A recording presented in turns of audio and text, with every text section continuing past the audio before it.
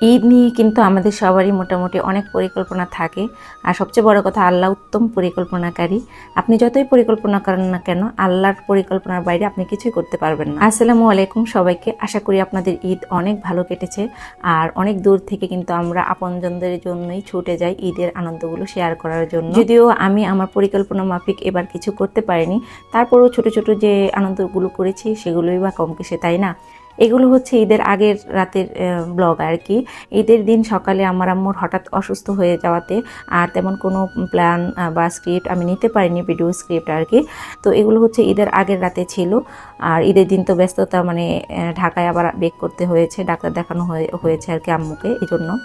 তো যাই হোক, এগুলো হচ্ছে ঈদের দিনে সকালের ব্যস্ততম, মানে ছোট ছোট রান্নাগুলো। এগুলো হচ্ছে আম্মু অসুস্থ হওয়ার আগের ক্লিপগুলো। আমি সকাল সকাল উঠেই রান্না করে নিয়েছিলাম, তারপর বাচ্চাদেরকে রেডি করে দিয়েছিলাম, বাচ্চাদের বাবাদের সাথে একটু ঘুরতে যাবে তাই।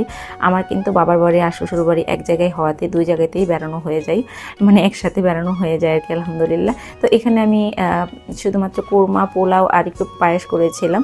আর এগুলো হচ্ছে আমার ঈদের পরে আর কি, ঈদের পরে বাবার বাড়িতে মেহমান এসেছিল, সেই দায়িত্বটা নিয়েছিলাম আর কি, রান্নার বাবিদেরকে হেল্প করেছিলাম। তো মোটামুটি এভাবেই আমার ঈদ কেটেছে। আর তারপর ঈদ শেষে বাসায় ফিরে এসেছিলাম। খুবই অল্প দিনের জন্যই গিয়েছিলাম, যেহেতু বাচ্চাদের পরীক্ষা, তাড়াতাড়ি ব্যাক করতে হয়েছে। তো আপনাদের ঈদ কেমন কাটালো জানা। এই কেটলিটা নিয়ে আপুদের অনেক প্রশ্ন, কোথা থেকে নিয়েছিলাম। এটি আমি নিয়েছিলাম ফ্ল্যাশ পট থেকে। আর ক্যাবিনেটটা নিয়েছিলাম উড মাস্টার। আমি ফেসবুক লিঙ্কগুলো ক্যাপশনে দিয়ে দিব, আপনারা চেক করে নিন। ভালো থাকবেন সবাই, আপনাদের সাথে আরও আমার গল্প হবে।